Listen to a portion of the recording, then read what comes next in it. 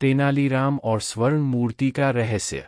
विजयनगर साम्राज्य अपने वैभव और ज्ञान के लिए प्रसिद्ध था। राजा कृष्णदेव राय की सभा में कई विद्वान थे, लेकिन सबसे चतुर और प्रिय था तेनालीराम। एक दिन एक अजनबी दरबार में आया। उसके पास एक बड़ी लकड़ी की संदूक थी, जिसे दो सैनिक बड़ी कठिनाई से उठा रहे थे। उसने कहा, महाराज, मैं दूर प्रदेश से आया हूँ। मेरे पूर्वजों ने यह स्वर्ण मूर्ति मेरे लिए छोड़ी थी। मैं इसे आपको भेंट करना चाहता हूँ, लेकिन इसके साथ एक रहस्य है, जिसे सुलझा सके तो ही यह आपकी होगी। राजा चौंक गए। कौन सा रहस्य? अजनबी मुस्कराया। इस मूर्ति में 3 खांचे हैं। एक में खरा सोना, एक में जहर और एक में खालीपन है। लेकिन तीनों एक जैसे दिखते हैं। यदि कोई सही खांचा खोल दे तो वह सोना पा सकता है। गलत खांचा खोलने पर या तो मृत्यु या अपमान। दरबार में सन्नाटा छा गया। कोई भी इस चुनौती को स्वीकार करने को तैयार नहीं था। तभी तेनालीराम उठे।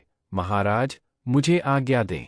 मैं इस रहस्य को सुलझाने का प्रयास करना चाहता हूँ।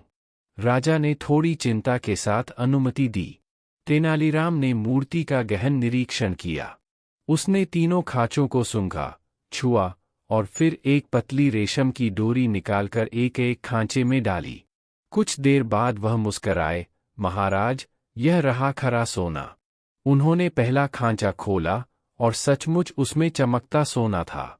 राजा ने पूछा, तेनाली, यह कैसे संभव हुआ? तेनाली बोले, महाराज, सोने का ताप और गंध भिन्न होता है। दूसरा खांचा जब मैंने सूंघा तो उसमें से अजीब गंध आई, वह जहर था। तीसरे में डोरी भीतर तक चली गई और वापस वैसी की वैसी निकली, वह खाली था। राजा और सभी दरबारी तेनाली की बुद्धिमत्ता पर दंग रह गए। लेकिन कहानी यहीं समाप्त नहीं हुई।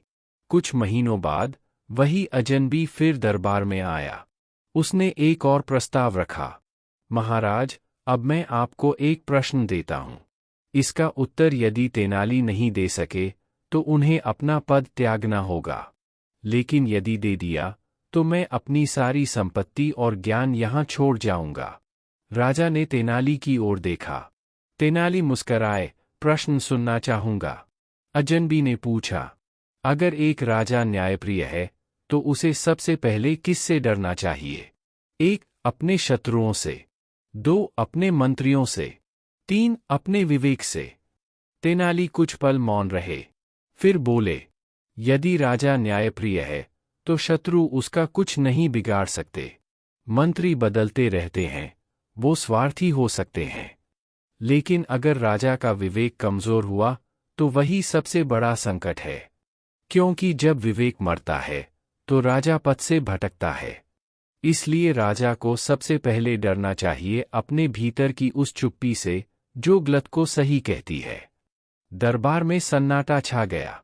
अजनबी खड़ा हुआ और झुककर बोला, तेनालीराम, तुमने सिर्फ मेरे प्रश्न का उत्तर नहीं दिया, मुझे जीवन की सबसे बड़ी सीख दी।